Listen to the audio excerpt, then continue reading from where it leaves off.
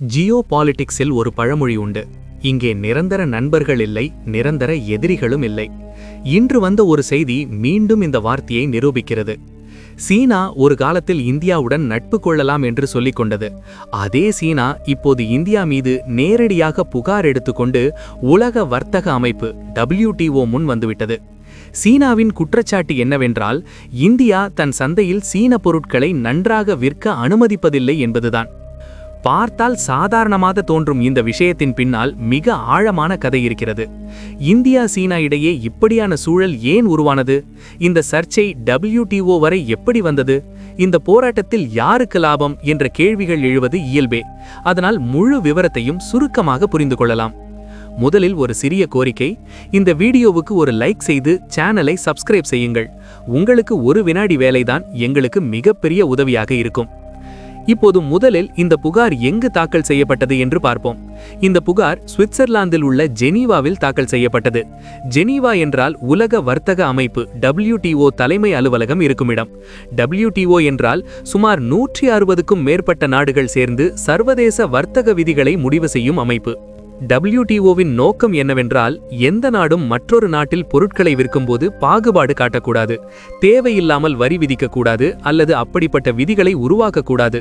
அதனால் அந்த பொருட்கள் சந்தையில் நிலைத்து நிற்க முடியாது. அதாவது ஃப்ரீ ட்ரேட் மற்றும் திறந்த வர்த்தகத்தை ஊக்குவிப்பதே இதன் நோக்கம். கடந்த காலத்தில் இதை GATT என்று அழைத்தனர். 1995க்கு பிறகு இதை வேர்ல்ட் ட்ரேட் ஆர்கனைசேஷன் என்று மாற்றினார்கள். இப்போது அதே அமைப்பு முன்பாகத்தான் சீனா இந்தியா மீது புகார் கொண்டு வந்துள்ளது.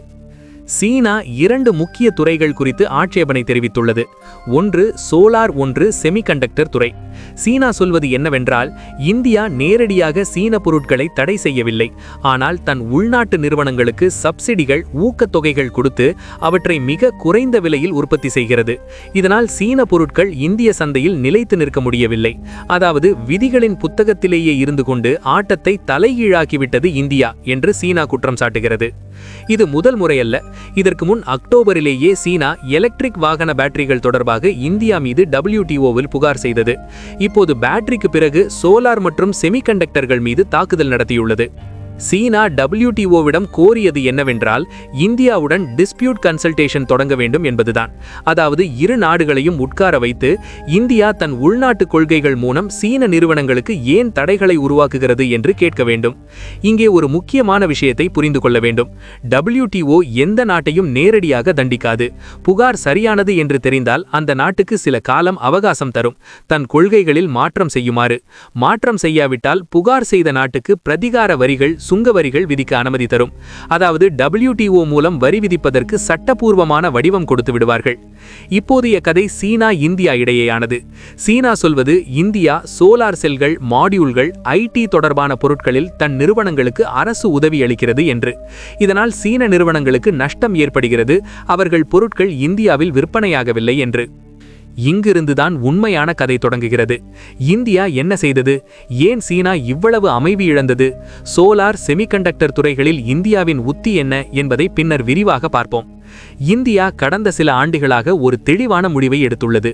நாட்டை ஆத்ம நிர்பர் ஆக்க வேண்டும் என்றால் வெறும் இறக்குமதியை மட்டும் சார்ந்திருக்கக்கூடாது.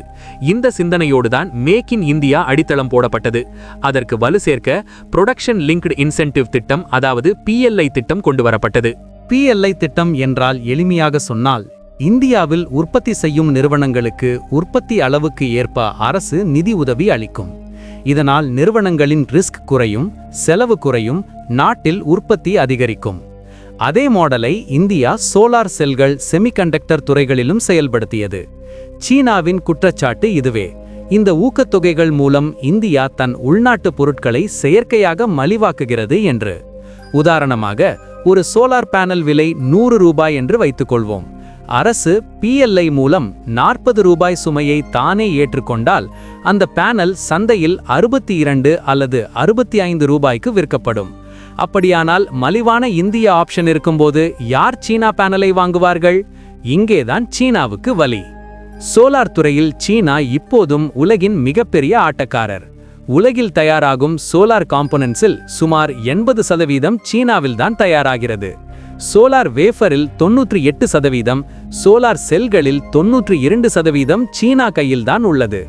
சீனா தற்போது 1100 கிகாவாட்டுக்கு மேல் சோலார் எனர்ஜி திறனை அடைந்துள்ளது. அதாவது 1 டெராவாட் மார்க்கை முதலில் தாண்டிய நாடு சீனாதான்.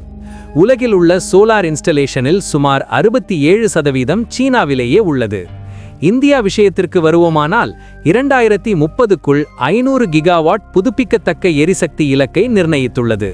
சோலார், காற்று, நீர் முதலியவை சேர்த்து. தற்போது இந்தியாவின் புதுப்பிக்கத்தக்க எரிசக்தி திறன் சுமார் 220 கிகாவாட்டில் உள்ளது. 2024-25 நிதியாண்டில் புதிதாக 29 கிகாவாட் புதுப்பிக்கத்தக்க திறன் சேர்க்கப்பட்டது. அதில் சோலார் சுமார் 23 கிகாவாட் உள்ளது.